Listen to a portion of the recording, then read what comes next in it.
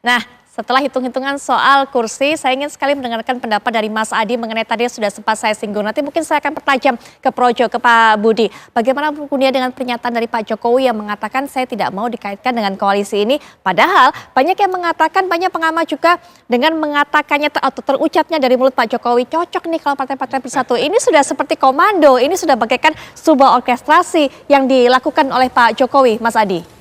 Ya, bagi saya tidak ada puzzle yang harus diurai soal wacana tentang koalisi kebangsaan ini ya. Ini pasti diorkestrasi oleh Jokowi.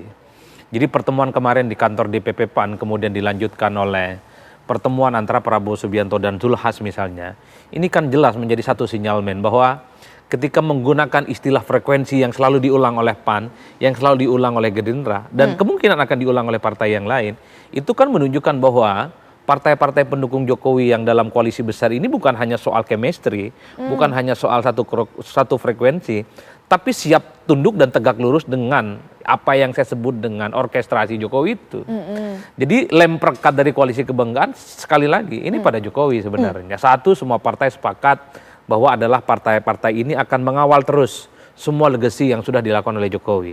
Termasuk hal-hal yang saat ini sedang running, tapi 2024 mungkin nggak selesai. Tapi harus ada yang menjamin itu dilanjutkan seperti KN kan. Karenanya pada level kognitif, pada level substansi tidak ada perdebatan soal itu. Tapi ketika bicara sekali lagi soal siapa pasang-pasangannya nanti, ya Putri tentu kenapa saya menyebut kerumitan-kerumitan, karena bagi setiap partai itu ada satu kebanggaan, satu keistimewaan yang kemudian kalau ketua umum mereka, elit mereka tampil sebagai kandidat capres. Kan pertanyaan membesarnya misalnya, apakah koalisi kebangsaan ini akan tetap solid kalau misalnya di dalam itu ada PDIP dan PDIP nomor 2 misalnya, dan capresnya Prabowo Subianto, ataupun sebaliknya, capresnya dari PDIP kemudian wakilnya dari Prabowo Subianto. Lalu nasib Muhaimin Iskandar, Erlangga Hartarto, ataupun PAN yang belakangan misalnya mengendorse nama Erick Thohir misalnya yang berpasangan dengan Ganjar. Lalu bagaimana dengan nasib mereka? Kerumitan-kerumitan ini bagi kita yang bukan politisi seringkali sangat potensial untuk terjadi deadlock ya di kemudian hari. Karena kalau dilihat rata-rata tanpa koalisi besar sekalipun, poros-poros ini kan sudah bisa maju masing-masing.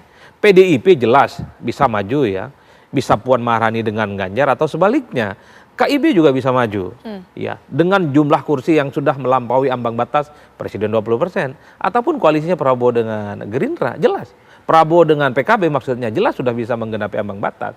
Karenanya bagi saya melihat ini semacam orkestrasi politik yang sebenarnya untuk disonding kepada publik, koalisi besar ini mengasih pesan kalau nanti ada kubu penantang, misalnya kubu perubahan, itu Anies Baswedan, maka yang dilawan ini adalah poros besar yang terdiri dari 6 partai politik, di dalamnya adalah resource dan mesin politik yang kemudian raksasa bisa memenangkan pertarungan dengan mudah.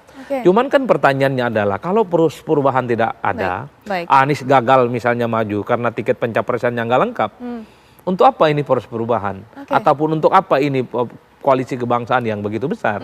Karena ini hanya memungkinkan hanya akan ada satu poros di 2024. Ini yang sebenarnya anatomi yang menurut kita yang melihat ini dari jauh agak rumit juga ini tujuannya kemana.